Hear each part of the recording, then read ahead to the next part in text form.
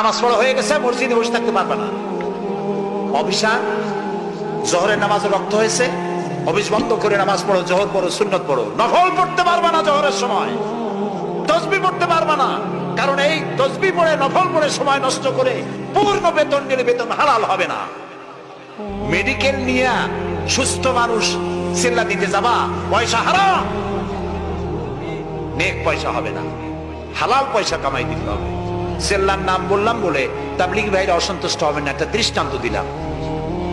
আমি তাবলিগী ভাইদেরকে শ্রদ্ধা করি, সম্মান করি, তারাও দ্বীনের কাজ করছে।